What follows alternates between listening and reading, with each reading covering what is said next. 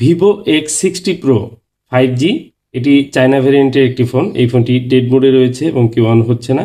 ফোনটির মধ্যে অনেক গুরুত্বপূর্ণ কিছু ডকুমেন্ট রয়েছে যে ফোনটি রিপেয়ার করা খুবই জরুরি। তো এই ফোনগুলো আনঅফিসিয়ালি সাধারণত বাংলাদেশে সেল হয়ে থাকে এবং সেইভাবেই আর কি একজন কিনেছেন।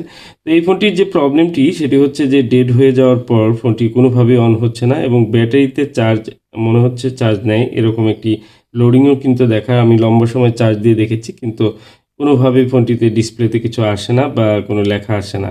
তো এই ফোনটি রিপেয়ারের জন্য আমরা এই প্রসেসরের যে প্রবলেমটি রয়েছে সেটি দেখব এবং এই ফোনগুলোতেও কিন্তু 888 এর প্রসেসর ব্যবহার করা হয়েছে। আর আমাদের কিন্তু একটি ধারণা রয়েছে যে রেডমি, পোকো, শাওমি এ ধরনের ফোনগুলোতেই হয়তো সিপিইউ ইস্যুটা বেশি এসে থাকে বা সিপিইউ ইস্যু হয়। অন্য কোনো ফোনগুলোতে সেরকম সিপিইউ ইস্যু আসে না।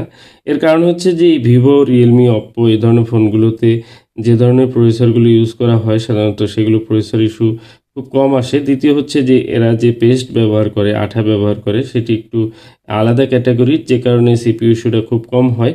তবে এই সব ফোনেও কিন্তু সিপিইউ ইস্যু হয়ে থাকে। তো আমি এই ফোনটি দিয়ে আপনাদের দেখাবো। এটি হচ্ছে ভিভো একটি ফোন। ভিভো ফোনগুলো এই ফোনটির যে রিডিং এবং যে চার্জিংয়ের লোডিং রয়েছে এবং কি হিস্টোরি রয়েছে বন্ধ হওয়ার, সেই হিস্টোরিগুলো অ্যানালাইসিস করে আমার মনে হয়েছে যে এটি প্রসেসর ইস্যু রয়েছে। তো এই ফোনটির আমি জাস্ট অন করার চেষ্টা করব কারণ এই ফোনটিতে রয়েছে অনেক গুরুত্বপূর্ণ কিছু ডকুমেন্ট। আর আপনারা এই ফোনটির পেস্টিং কোয়ালিটি আপনারা দেখতে পাচ্ছেন যে এই সিপিইউর পাশে কিন্তু খুব হাই কোয়ালিটির পেস্টিং ব্যবহার করা হয়েছে এবং যে কারণে ফোনগুলো কিন্তু সাধারণত ডেড হয় না। তো আমি এবার চেক করে নেব ব্যাটারি লাগিয়ে আমি ফোনটি অন করার চেষ্টা করব এবং ফোন অন হয় কিনা বা লোগো আসে কিনা দেখব। দেখুন আমার মনে হচ্ছে যে ফোনটির লোগো আমি দেখতে পাচ্ছি, আপনারা দেখতে পাচ্ছেন কিনা? তো আসলে এই ফোনটির প্রসেসর ইস্যু রয়েছে, মাস্ট বি এই ফোনটির প্রসেসর ইস্যু রয়েছে। যদি আপনারা এ ধরনের ডেড হয়ে যাওয়া এ ধরনের প্রবলেমগুলো পান, আর সেক্ষেত্রে কিন্তু প্রসেসর রিবোলিংয়ের মাধ্যমে এই প্রবলেমগুলো কিন্তু ফিক্স করা যেতে পারে।